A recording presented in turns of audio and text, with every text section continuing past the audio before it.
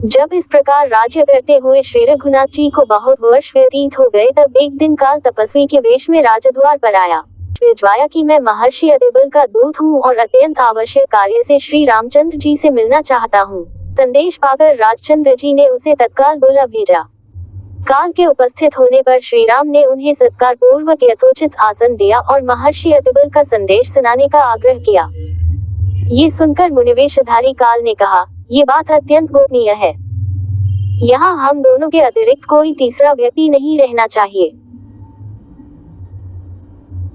मैं आपको इसी शर्त पर उनका संदेश दे सकता हूँ कि यदि बातचीत के समय कोई व्यक्ति आ जाए तो आप उसका वध कर देंगे। श्री राम ने काल की बात मानकर लक्ष्मण से कहा, तुम इस समय द्वारपाल को विदा कर दो और स्वयं ड्योढ़ी पर जाकर खड़े हो जाओ। ध्यान रहे, इन मुनि के जाने तक कोई यहाँ आने न पाए।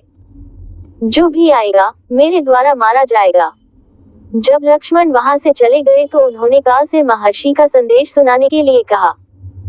उनकी बात सुनकर काल बोला, मैं आपकी माया द्वारा उत्पन्न आपका पुत्र काल हूँ। ब्रह्मा जी ने कहलाया है कि आपने लोगों की रक्षा करने के लिए जो प्रतिज्ञा की थी वह पूरी हो गई।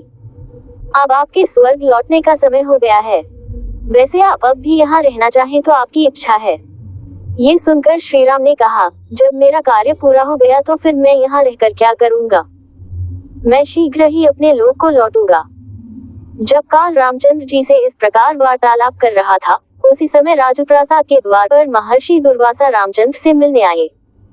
वे लक्ष्मण से बोले, मुझे तत्काल राघव से मिलना है।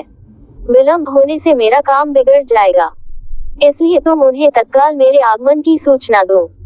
लक्ष्मण बोले, वे इस समय अत्यंत व्यस्त हैं।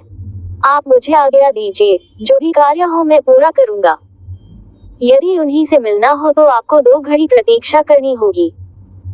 ये सुनते ही मुनि दुर्वासा का मुख क्रोध से तमतमा आया और बोले, तुम अभी जाकर राघव को मेरे आगमन की सूचना दो। विलंब करोगे तो मैं शाप देकर समस्त रघुकुल और अयोध्या को अभी इसी क्षण भस्म कर दूंगा।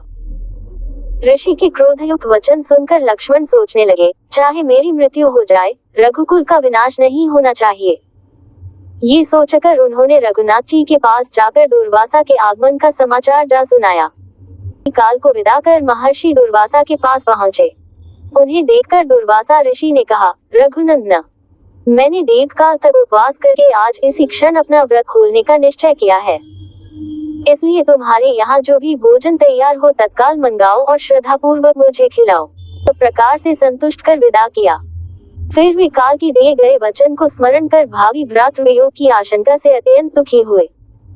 अग्रज को दुखी देख लक्ष्मण बोले, प्रभु, ये तो काल की गति है। आप दुखी न हो और निश्चिंत होकर मेरा वध करके अपनी प्रतिज्ञा पूरी करें। लक्ष्मण की बात सुनकर वे और भी व्याकुल हो गए। उन्होंने गुरु वशिष्ठ तथा मंत्रियों को बुलाकर उन्हें संपूर्ण वृतांत सुनाया। ये सुनकर वशिष्ठ जी बोले, राघव, आप सबको शीघ्र ही यह संसार त्याग कर अपने अपने लोकों को जाना है। इसका प्रारंभ सीता के प्रस्थान से हो चुका है, इसलिए आप लक्ष्मण का परित्याग करके अपनी प्रतिज्ञा पूरी करें। प्रतिज्ञा नष्ट होने से धर्म का लोप हो जाता है। साधु पुरुषों का त्याग करना उनके वध करने के समान ही होता है।